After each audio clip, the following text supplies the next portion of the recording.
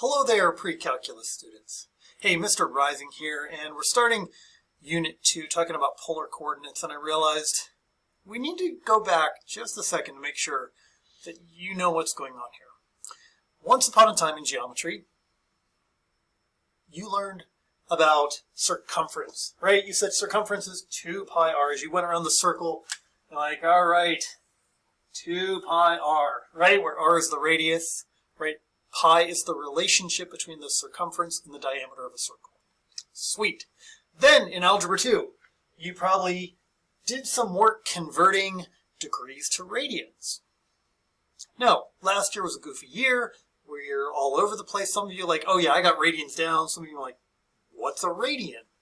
So I just thought I'd take a quick moment to explain what a radian is. A radian refers to the number of radii, some people say radiuses, around a circle. So if you look at this formula here, you would say, well, whatever the radius is, I would multiply it by 2 pi, and that would take me all the way around a circle, right?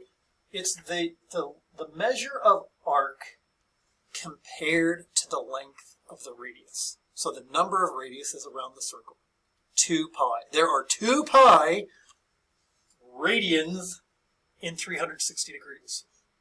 What that means, roughly, is one radian or rad, is about 57.3 degrees. Okay, a little background. Radians are used all over the world, especially in engineering, as angle measures. It really means the measure of the angle as a relation of the radius, or the number of radiuses around a circle. Many times, you'll have to convert between radians to go to degrees, or from degrees to go to radians. So if 2 pi radians is 360 degrees, that means 1 pi radian is 180 degrees. So here's how it works. If I give you the number of radians and you're trying to figure out degrees, multiply the number of radians by 180 over pi. The pi's will cancel out, and you'll get an answer in degrees.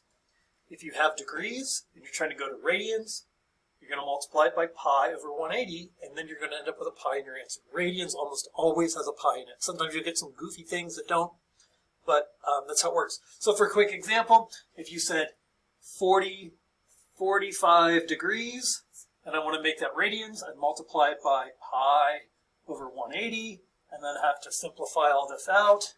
Let's see, 45 goes into 180 4 times. This would be pi over 4 radians. If I was going from pi over 6 radians, can you still see that? Looks like it. Pi over 6 radians, and I want to go to degrees, I would multiply that by 180 over pi. As you can see, the pi's will cancel out, and then I'll get 180 divided by 6, and that's 30 degrees. Okay, that is the quick 3-minute lesson review. What does this matter to pre-calculus? Well, unless you have this down, this next unit and some of the rest of the course is going to be a real challenge.